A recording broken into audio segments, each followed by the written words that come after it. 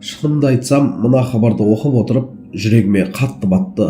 Күнде елді күлдіріп, пранк жасап, сәуле деп әр видеосын аяқтайтын Нұргелді драконды бәріміз жақсы білеміз.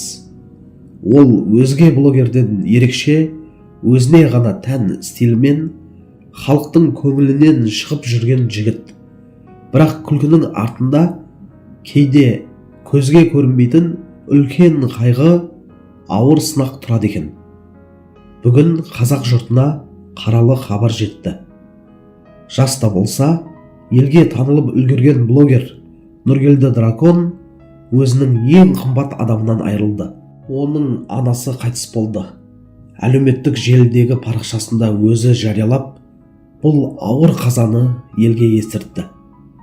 Сәуле деп айтып, жұрттың жүрегіне күлкі сыйлаған Нұргелдінің анасы, аты айтып тұрғандай дәл сол Сәуле апай өмірден өтті.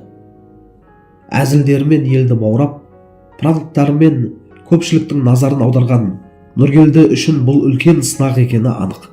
Өйткені ана адамның тірегі, жүректегі ең ыстық жан. Ананың мейірімінен айырылу орнын еш нәрсе баса алмайтын қасірет. Бүгінде Қазақстанның түкпір-түкпірінен ғана емес, шетелде жүрген жанкүйерлері де Нұргелдіге көңіл айтып, қайғысына ортақтасып жатыр. Бұл жағдайдан алар үлкен сабақ бар.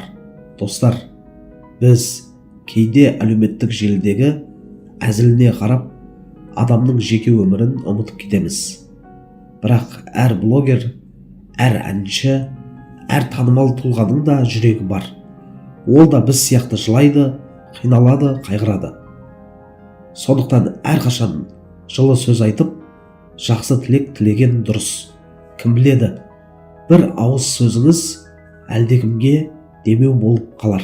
Ал Нұргелдіге келсек, барша жұрт болып тілеріміз сабыр. Артында қалған ұрпақтарына, туған туыстарына Алла қуат берсін. Анаңды Меккеге 3 рет арқалап апарсаң да, ақ сүтін өтей алмайсың дейді ғой. Ендеше әрқайсымыз аналарымыз аман тұрғанда қадірін білейік. Телефонға телміріп отырмай, анашым амансыз ба деп бір қоңырау шалу да үлкен сый. Нұргелдіге, оның отбасына қайғыра көңіл айтамын. Иманы саламат болсын. Алла алдынан жарылғасын.